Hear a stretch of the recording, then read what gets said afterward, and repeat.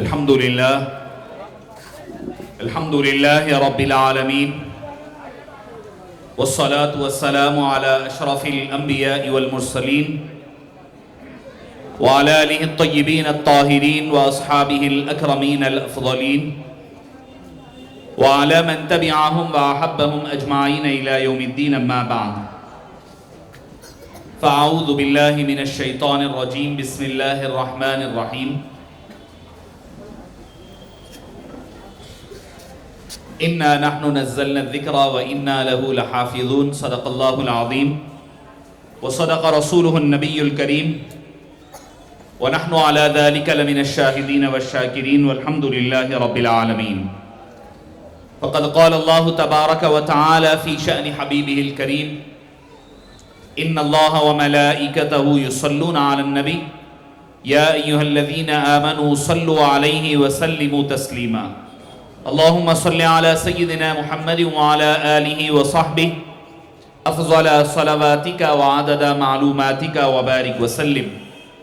صلاة وسلاما عليك يا سيدي يا رسول الله صلی اللہ تعالی علیہ وسلم.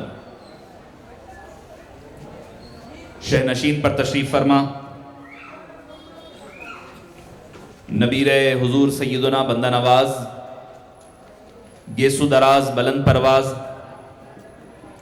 حضرت العلامہ سید شاہ کلیم اللہ محمد الحسینی بندہ نوازی کاشف پاشا صاحب مدظ اللہ العالی سرپرست مدرسہ دارالعلوم گنج شہیداں وہ نامزد سجادہ وچرانی شریف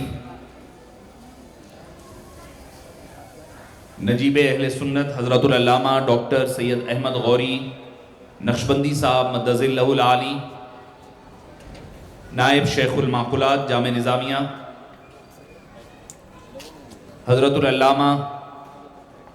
شہزادہ امام موسیٰ رضا رضی اللہ عنہ و ارضاہ حضرت العلامہ ڈاکٹر سید عبد المعیز شرفی قادری مدظ اللہ العالی اور جملہ شہنشین پر تشریف فرما علماء کرام مشائخین ذوی الاحترام اور سامعین کرام. سب سے پہلے تو میں مسجد جامع مسجد ابراہیم اور مدرسہ دارالعلوم گنج شہیداں کے ذمہ داران کو دل کی عطا گہرائیوں سے مبارکباد پیش کرتا ہوں کہ حفاظ کرام کی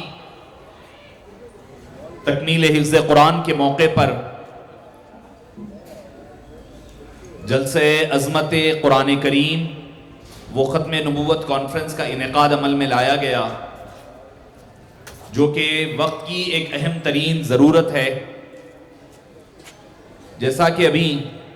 جناب ماجد حسین ایم ایل اے صاحب فرما رہے تھے کہ ہر دو اعتبارات سے قرآن کریم کے حوالے سے بھی اور ختم نبوت صلی اللہ علیہ وسلم کے حوالے سے ہر طرف سے چاہے وہ اندرونی ہو یا بیرونی ہو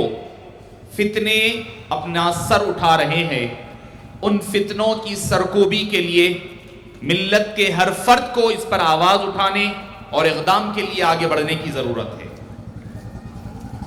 معزز سامعین کرام، شفیق بزرگوں اور عزیز ساتھیوں،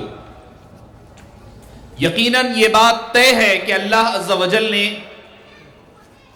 قرآن کریم کی حفاظت کا ذمہ اپنے سر لیا ہے، اپنے ذمے لیا ہے. یقیناً اس کا ہر حرف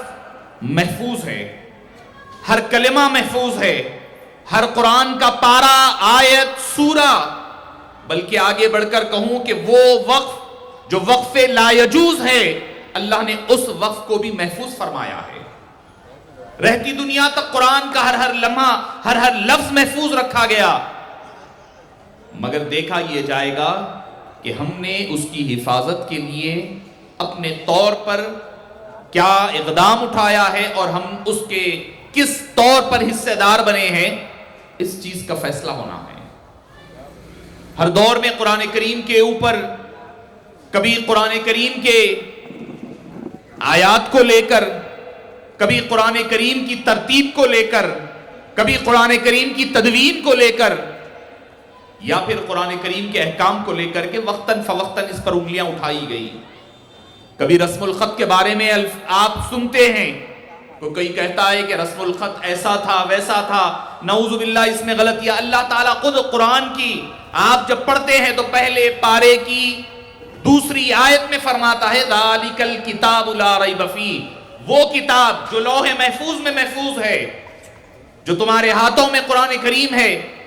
ذالک الکتاب لا ریب فیہ، کہ اس کتاب میں کوئی شک نہیں ہے، یعنی لکھی ہوئی کتابت کو بھی اللہ تعالیٰ نے شک سے، ریب سے اللہ نے اس کی حفاظت فرمائی ہے۔ معزز سامعین کرام، قرآن کریم در حقیقت میں اللہ عز و جل کا وہ کلام ہے جس کا پڑھنا بھی باعث ثواب، سننا بھی باعث ثواب، یہاں تک کہ اس کا دیکھنا بھی اللہ نے باعث ثواب بنایا ہوا ہے۔ معزز سامعین کرام، قرآن کریم کا معاملہ کیا ہے؟ قرآن کریم یہ وہ کتاب، عظمت والی کتاب، فرمایا لو انزلنا هذا القرآن على جبل لرأيته خاشعا متصدعا من خشیۃ اللہ، اگر یہ قرآن کریم کسی پہاڑ پر اتارا جاتا، کوئی بڑے کوہ پر اتارا جاتا،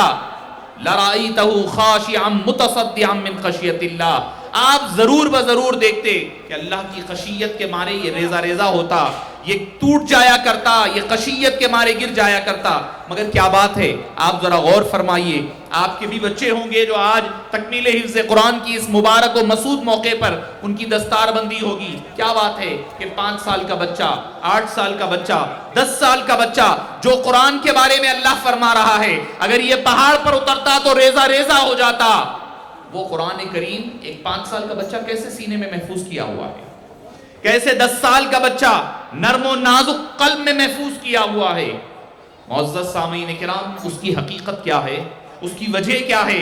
ایک ہی وجہ ہے، اللہ نے وہ قرآن کریم کو پہلے قلب مصطفیٰ پر اتارا ہے۔ وہ قلب مصطفیٰ نے وہ عظمت والے، وہ جلال والے، وہ اللہ کی کبریائی والے کلام کو اپنے قلب مبارک پہ لے کر اس کو نرم اور جمال والا بنا کر ہمارے لیے ایسا آسان کر دیا ہے کہ 5 سال کا بچہ بھی وہ قرآن کریم کو یاد کرتا ہوا نظر آتا ہے۔ یہ قلب مصطفیٰ کریم علیہ السلام کا اثر ہے۔ اس کی مثال کیسی ہے؟ مثال کے طور پر سورج چمک رہا ہے، دن کی اپنی تابناکیوں کے ساتھ سورج اپنے سوانیزے پر ہوگا، آپ کو دن کی اجالے میں نظر آ رہا ہے، آپ سر کی آنکھوں سے اس سورج کو دیکھ نہیں سکتے، دیکھے تو آپ کی آنکھیں چکا چوند ہو جاتی ہے، آنکھ دیکھے تو خیرہ ہو کر نیچے نظریں آ جایا کرتی ہے، مگر وہی سورج کو، وہی پورے چمکتے ہوئے دن کے سورج کو اگر آپ کو دیکھنا ہے، کوئی دوربین لگا کر کے دیکھ لے، کوئی اگر اس کے سامنے آئینہ رکھ کر کے دیکھ لے، کوئی پلیٹ رکھ کر کے دیکھ لے، تو معزز سامعین کرام، جو کچھ دیر پہلے سورج چمکتا ہوا آپ کی آنکھوں کو خیرہ کر رہا تھا، آپ کی آنکھوں کو دیکھنے کے قابل نہیں رکھ رہا تھا، وہی سورج کو آپ دوربین کی نظر سے دیکھا کر سکتے ہیں، بلا تشبیہ و بلا تمثیل۔ اللہ کا کلام، اللہ عز و جل کا وہ محتم بالشان کلام، ہم نہ اسے پڑھ سکتے تھے، نہ اسے سمجھ سکتے تھے، نہ سینوں میں محفوظ کر سکتے تھے، مگر صرف ایک وجہ کہ قلب مصطفیٰ کے آئینے نے، اس دوربین نے اس جلال کو جمال میں بدل دیا ہے، اسی وجہ سے ہر چھوٹا بچہ اس قرآن کو یاد کرتا ہوا نظر آ رہا ہے۔ معزز سامعین کرام، اور وہ قرآن کیسا؟ قرآن کریم کی عظمتوں کا عالم، اللہ قرآن میں اس کا مقام بیان، اِنَّا، بے شک ہم، نحنو اور ہم ہی، نزلنا باب تنزیل کے ساتھ، ترتیب کے ساتھ، تسلسل کے ساتھ نازل کرنے والے ہیں، ذکر،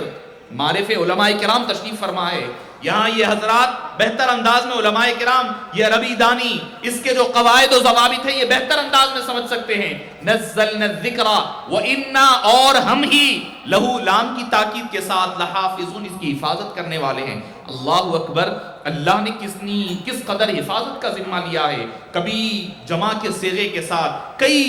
صیغوں کو جمع فرمایا، تاکید پر تاکید لا کر کے اللہ نے قرآن کا ذکر فرمایا۔ پتہ کیا چلا؟ صبح قیامت تک اللہ اس کی حفاظت فرمانے والا ہے، ہر شے اس کی محفوظ ہے، اللہ کا کلام ہے، ہر قسم کی کمی سے اللہ نے اس کو محفوظ رکھا ہے۔ اللہ نے اس کا ذریعہ بنایا ان معصوم بچوں کو، یہ معصوم بچے اپنے سینے میں قرآن کریم کو محفوظ رکھ رہے ہیں، اس کی حفاظت فرما رہے ہیں، مگر ایسا نہ ہو کہ قرآن تو یاد کرے قرآن کے نام پر، ہو سکتا ہے کہ کوئی آپ کو حفظ قرآن کے نام پر بچوں کے عقیدوں کو بدل دے، بچوں کو وہ راہ پر ڈال دے جس کے بارے میں کہا گیا کم من قاری یقرأ القرآن ویلعنا، کہ کتنے قرآن پڑھنے والے ایسے ہیں جو قرآن پڑھتے ہیں اور قرآن ان پر لعنت پر بھیجتا ہے۔ ایسا نہ ہونے پائے، مگر یہ مدرسہ چونکہ حضرت کاشف پاشا صاحب قبلہ کی سرپرستی میں چل رہا ہے تو ہم سمجھ سکتے ہیں کہ قرآن کا بچہ جو یہاں یاد کرنے آ رہا ہے اس کا قرآن بھی محفوظ ہوگا، اس کا عقیدہ بھی محفوظ ہوگا، وہ قرآن پڑھے گا تو صرف الفاظ کو نہیں پڑھے گا، پہلے